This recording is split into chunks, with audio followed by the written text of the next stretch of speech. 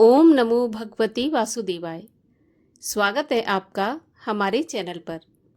आज के इस वीडियो में हम आपको सुनाएंगे वैशाख मास के महात्म के 9वें अध्याय की कथा। इसके साथ ही हमारे चैनल पर सभी प्रकार की व्रत कथाएं सुनाई जाती हैं, तो सभी व्रत कथाएं सुनने के लिए और हमसे जुड़े रहने के लिए आपको केवल हमारे चैनल को सब्सक्राइब करके बेल आइकन पर प्रेस करना है।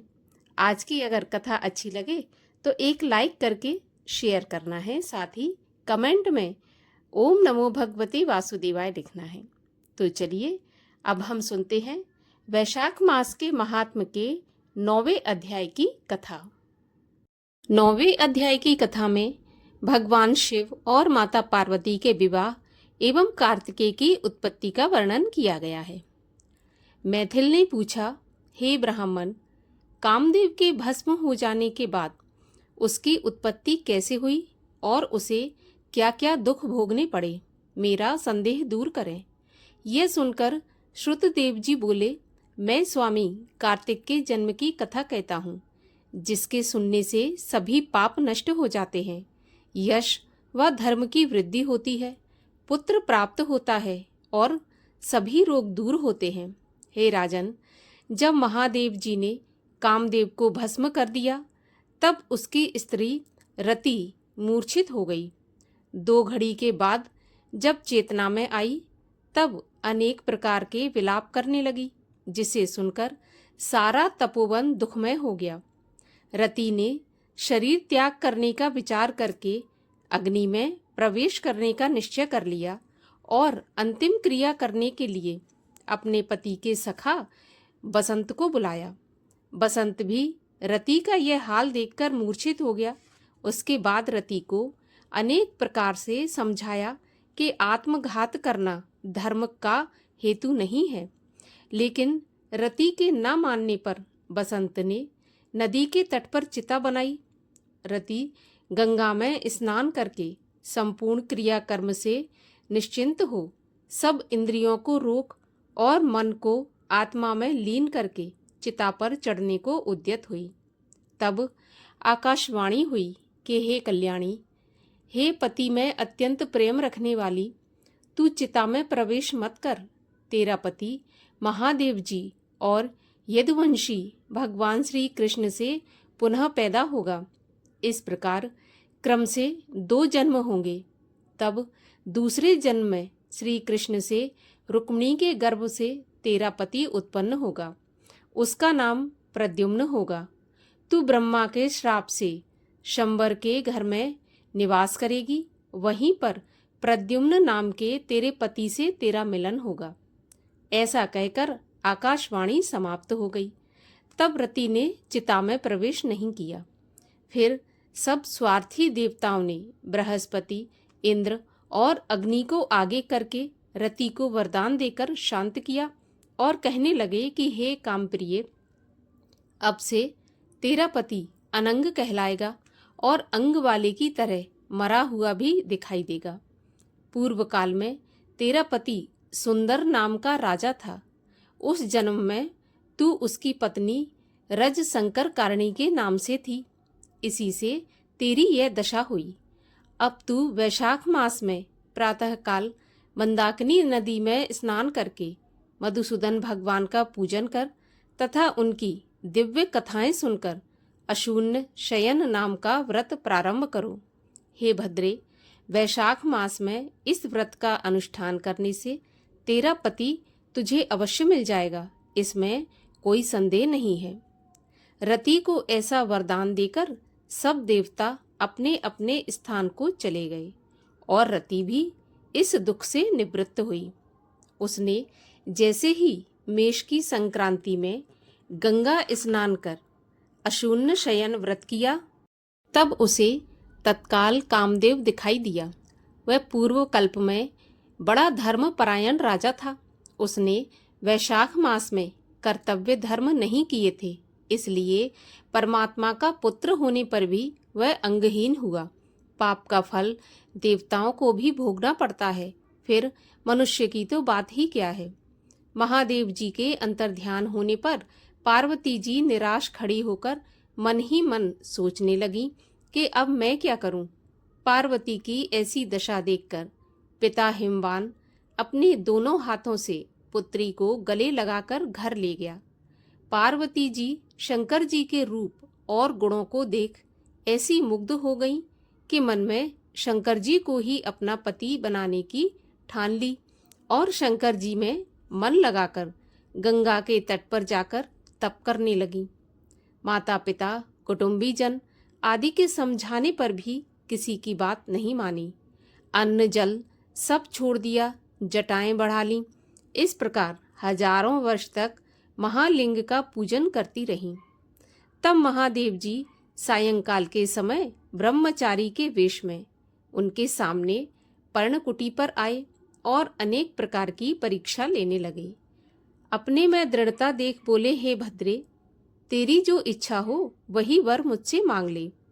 तब पार्वती जी ने वरदान मांगा कि हे रुद्र, आप मेरे पति हो जाओ। तब भगवान शिव तथास्तु कहकर वहां से अंतर्ध्यान हो गए। शिव जी ने सप्त ऋषियों को बुलाकर हिमालय के पास कन्या के वरण हेतु पूछने के लिए भेजा। ये सप्त ऋषि आज्ञा पाकर आकाश मार्ग से हिमालय के पास पहुंचे।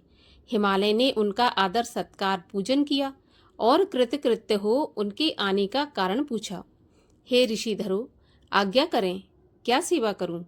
हिमालय के पूछने पर सप्त ऋषि बोले, हे राजन, तेरी कन्या पार्वती जो पहले दक्ष की पुत्री थी, उसने अपने पिता के यज्ञ में शरीर त्याग कर तेरे घर में जन्म लिया है, सो तुम इसका विवाह महादेव जी से कर दो। तीनों लोकों में महादेव जी को छोड़कर और कोई समर्थ नहीं है। यह बात सुन हिमाचल बहुत हर्षित होकर बोला कि मेरी कन्या पार्वती वृक्ष की छाल के वस्त्र पहन महादेव जी को ही अपना पति बनाने को गंगा के तट पर आमरण व्रत धारण करके घोर तप कर रही है। हे मुनिवरों, मैं भी अत्यंत खुशी के साथ अपनी कन्या महादेव जी को दे चुका हूँ। आप जाकर उनसे यह कह दें। हिमाचल का उत्तर लेकर सप्तऋषि महादेव जी के पास गए और उनसे हिमाचल का सारा वृत्तांत कहा तथा विवाह की तिथि भी निश्चित करके वहां से चले गए।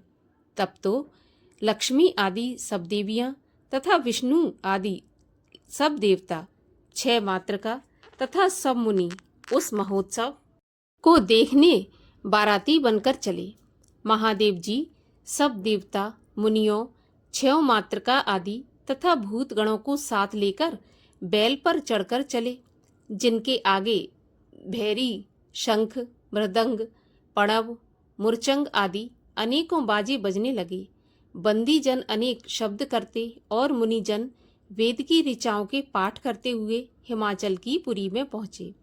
शुभ मुहूर्त में, शुभ लगन में हिमाचल ने शिव पार्वती का विवाह संपन्न करा दिया, जिससे त्रिलोकी में आनंद छा गया।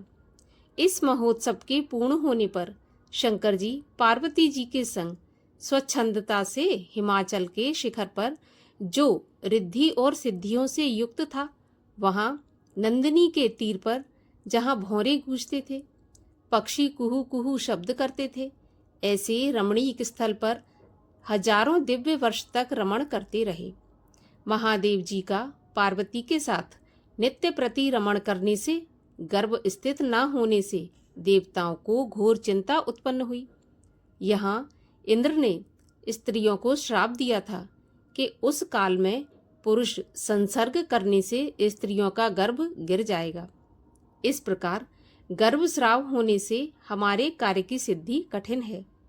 तब इंद्र ने खूब विचार कर अग्नि को बुलाया और उसका अत्यंत सम्मान कर कहा कि हे अग्नि, तू देवताओं का मुख है, तू ही बंधु है, तेरे हाथ में सब कुछ है, अतः तू वहां जा जहां महादेव जी पार्वती के साथ रमण कर रहे हैं, और कहा कि जब वे रमण कर चुके तब तू प्रकट हो उनके सम्मुख चले जाना, जिससे वे पुनः रमण न कर सकें, क्योंकि तुझे देखकर पार्वती जी लज्जा के मारे वहां से हट जाएंगी। तब तू शिष्य होकर कामारी शिव जी से तत्व प्रश्न कर बहुत सा समय लगा देना। ऐसे बहुत काल व्यतीत होने पर पार्वती जी के गर्भ से स्वामी कार्तिक का जन्म होगा। अग्नि देवताओं से विदा हो महादेव जी के पास गया, परंतु उनका वीर स्खलित न होने से पूर्व ही अग्नि वहां पहुंच गया, जिससे वस्त्रहीन पार्वती को बड़ी लज्जा उत्पन्न हुई और बड़े खिन्न मन से अलग हट गईं। तब महादेव जी को बड़ा क्रोध हुआ और अग्नि से बोले, हे दुर्मते, इस स्खलित वीर को जो अत्यंत दुस्सह है तू ग्रहण कर। तूने रति समय में विघ्न किया है, इस कारण अपने वीर को तेरे मुख में त्यागूंगा। ऐसा कह अग्नि के मुख में वीर छोड़ दिया। इस प्रचंड वीर के उदर में प्रवेश होते ही अग्नि बड़ा दुखित हुआ और प्राण बचाकर चिंतित हो स्वर्गलोक में देवताओं के पास जाकर सारा वृत्तांत कहा, जिससे देवताओं को वीर के स्थित हो जाने से हर्ष तो हुआ, परंतु प्रसव कैसे होगा इसका अत्यंत दुख हुआ। अग्नि के उदर में महादेव जी का तेजोमय वीर बढ़ने लगा, जहां तक के 10 महीने व्यतीत हो गए और प्रसव का कोई उपाय नहीं हुआ। तब अत्यंत दुखी हो अग्नि देवताओं को संग लेकर महायशस्विनी गंगा के पास गए और सब मिलकर उनकी स्तुति करने लगे कि हे माता, तू ही सब देवताओं की माता है, तू ही जगदीश्वरी है, तू ही देवताओं के निमित्त शंकर के इस तेज को धारण कर सकती है। यह जो अग्नि के उदर में गर्भ बढ़ रहा है, उसके स्त्री न होने से गर्भ का प्रसव नहीं हो सकता। अतः तू इस अग्नि और हम सब देवताओं की दया करके रक्षा कर। ऐसी प्रार्थना करने पर गंगा ने कहा, तथास्तु। तब देवताओं ने अग्नि को गर्भमोचन मंत्र का उपदेश दिया। उस मंत्र से गर्भ का आकर्षण कर अग्नि ने शंकर जी के उस तेज को गंगा जी में छोड़ दिया। यह तेज बड़ा दैदीप्यमान और तीनों लोकों में असहनीय था। कुछ महीने के बाद गंगा जी भी उसे सहन नहीं कर सकीं। उसके प्रभाव से जल सूख गया और रक्त कलेवर दिखाई देने लगा। पतिव्रत प्रभाव से गंगा जी अत्यंत दुख से व्याकुल हो गई। तब लोकपावनी गंगा ने अपने उदर से गर्भ को शरकंडों में त्याग दिया। शरकंडों से विदीर्ण हो उस गर्भ के 6 भाग हो गए। तब ब्रह्मा की भेजी हुई 6 कृतिकाएं आईं। उन्होंने शरकंडों से विभिन्न शांभव तेज के 6 भागों को ग्रहण कर 6 मुख का पुरुष बनाया, जिसका शरीर एक ही था। ब्रह्मा की आज्ञा से उन कृतिकाओं ने उसे बहुत दृढ़ कर दिया। यह पुरुष आकार 6 मुखी शरीर बहुत समय तक शरकंडों में वैसे ही पड़ा रहा। उसका कोई भी रक्षक नहीं था। एक दिन बैल पर चढ़े हुए महादेव पार्वती उसी स्थान से होकर श्रीशैल की ओर जा रहे थे। तब पार्वती के स्तनों से दूध की धार ढरकने लगी। एकाएक विस्मित हो पार्वती महादेव जी से अकस्मात अपने स्तनों से दूध की धार बहने का कारण पूछने लगी। तब महादेव जी बोले, हे देवी, तेरा पुत्र यहीं नीचे पड़ा है, और अपने रमण की सब बात बताने लगे। अग्नि का हमारे रमण के समय वहां आना, उसे देखते ही तुम्हारा लज्जा के मारे दूर हट जाना और वीर स्खलित न होने से क्रोध में आकर अग्नि के मुख में छोड़ देना, अग्नि के सहन न करने पर उसे गंगा में छोड़ना, फिर गंगा के जलने से गंगा का उसे शरकंडों में छोड़ देना और शरकंडों में उसके 6 भाग हो जाना तथा मातृकाओं द्वारा उसे दृढ़ कर देने का सारा वृत्तांत सुनाया। इसी से इसकी पुरुष जैसी आकृति हो गई है, जिसे देखकर तेरे स्तनों में से दूध टपकने लगा। इसका पराक्रम विष्णु के समान होगा, अतः तू इसका पालन पोषण कर, यही तेरा औरस पुत्र है। इसे उठाकर शीघ्र ले चलो। महादेव जी की बात सुनकर पार्वती जी बालक को उठाकर गोदी में बिठा दुग्धपान कराने लगी।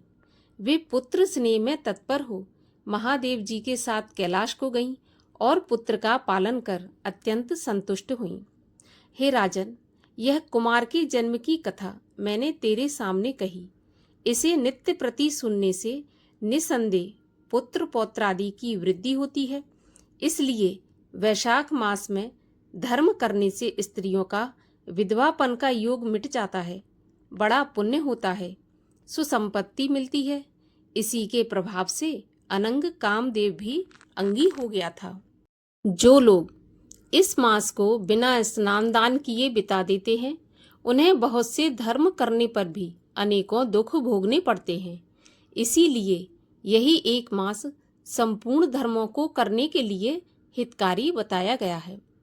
इस प्रकार वैशाख मास के महात्म के 9वें अध्याय की कथा का यहीं पर समापन होता है। आगे की कथाओं को सुनने के लिए चैनल को सब्सक्राइब करके बेल आइकन पर प्रेस कर लीजिए और आज की कथा लाइक करके शेयर कर दीजिए।